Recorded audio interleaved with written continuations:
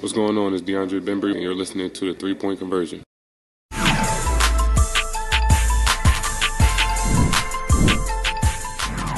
Hey, JB, when your team is playing like that, they're obviously playing with a lot of joy. I know people are having a lot of fun watching them. I noticed that you cracked a smile there towards the end.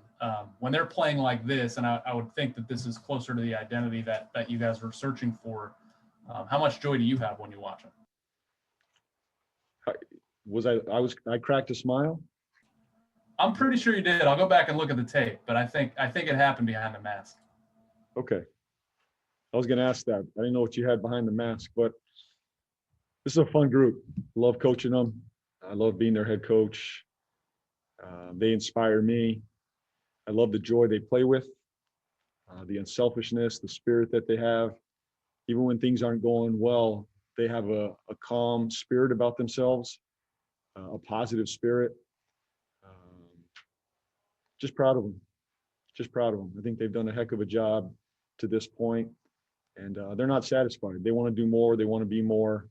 Really proud of their growth, but they're a joy to be around. Steve? I was wondering, when LaMelo came out and you're doing all your scouting, I mean, the one maybe knock on him was, can he shoot the three and, the shooting form that he had. I mean, he's, over the last 6 games is 21 of 40 from three.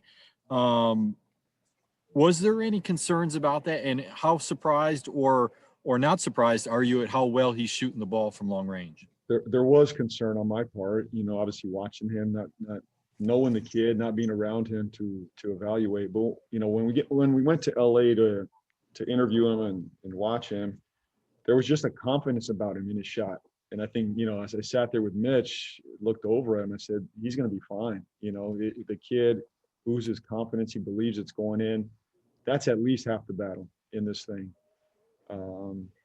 And he's going to continue that. He's fearless. He believes it's going in. He's going to continue to shoot it. And I think I said that after we drafted him. That was one of my, questions. Everybody was concerned about his shot. And in the end, he has great confidence in it, and he's going to keep getting reps and, better shots as he goes. So,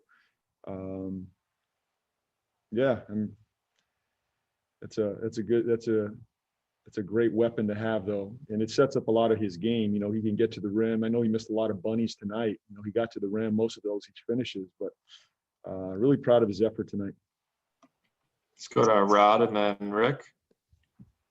Hey, JB, mentioning LaMelo's 3-pointers, he's shooting a lot of them deep behind the line. So when he's making them the way he is, how does that help expand his game to open things up for not only him, but I guess his teammates as well out there? Well, it's difficult on a defense. If he's going to make those shots, it's going to be difficult to stay in front of him. It opens up the court for everybody. You see that when ball handlers, point guards can step out and shoot it with range. And Devontae is one of those guys. You remember last year and even this year, he has that range to pull up. It just expands his game and opens up the floor for everybody. So, I'm not sure where the respect level is for a shot yet. Every team's a little bit different with him. But he'll continue to prove that he can shoot it, and he shoots it with confidence. The range, I would say, back to Steve's question, I guess the range he shot it with is really surprising. That the way he shoots it with ease from range, it's almost the same effortless shot, whether he's at the line or 2 feet behind the line. It's almost effortless. Rick? JB, fourth quarter, the Rockets shoot 2 of 19, score 7 points. What did you see going on with your defense to make life so miserable for them? Well, they're committed more than anything, Rick. I believe our group is committed to defending. And we're not perfect every night. We're not perfect every quarter. And look, Houston's a tough guard, and they're missing 3 very good players. They're going to be a handful for teams to guard. You can just see it. And we had a hard time in the first half. But I believe over time we figure out our defense, and usually second halves we clamp down and we learn as we go, and we grow as we go, and we talk about it at halftime and third quarter. And we always say, Rick, our fourth quarter is going to be our best defensive quarter of the game. And tonight it was. And there was a pride about our defense there in the fourth quarter. Is there something specific when you watch your team play defense where you say, if that's happening, everything will be okay? It's really the communication and the ball pressure. And overall, Rick, it's the effort, right? Just overall effort, number one. But if you're having great effort, you're communicating, and there's a physicality on the ball. There's pressure on the ball. If I see those two things, I know we have a good shot every night to guard. It doesn't mean they're not going to make shots. You know, teams in this league they're going to score. They're going to make shots.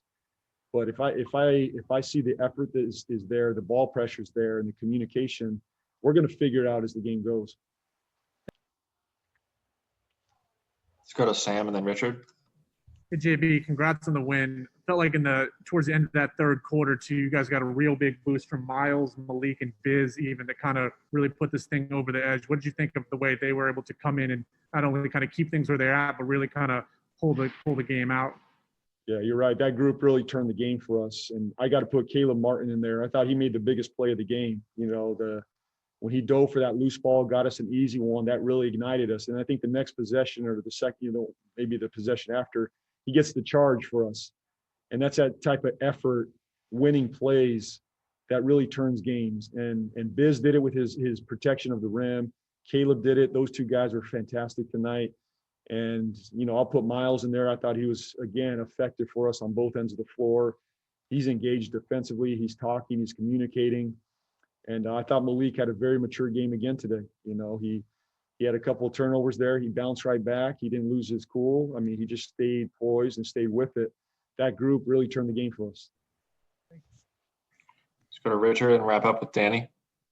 Coach Brago, Richard Walker, CarolinaSportsHub.com. You've talked a lot and you've been asked a lot about managing LaMelo and managing his minutes. Has everything gone as you anticipated? I mean, obviously, anytime it's a 19-year-old rookie, there's an element of it's a work in progress, but kind of talk about how you've been able to kind of navigate this crazy season and compacted season and get kind of, it seems to be the best out of it.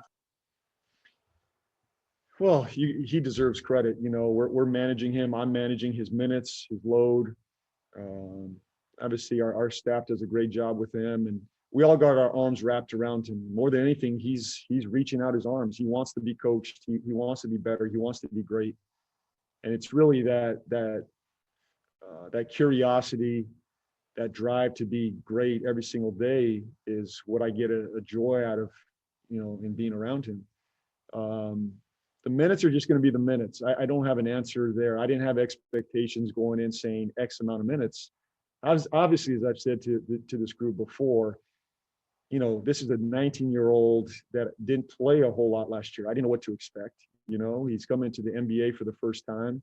He's going against grown men in the best, you know, basketball league in the world. I didn't know what to expect. You know, I went with open eyes, and I'm still learning about it. The minutes we're just gonna have to figure out as we go, and it is, you know, Richard, it's a management of all these guys, including Melo, and he's, you know, this is a lot for him right now, but he's handling it with maturity, and we're communicating, we're talking, and it's my job to make sure that he's getting the rest and the recovery that he needs to be ready for the next game. All right, last question for Danny. JB, Danny Thompson with a three-point conversion.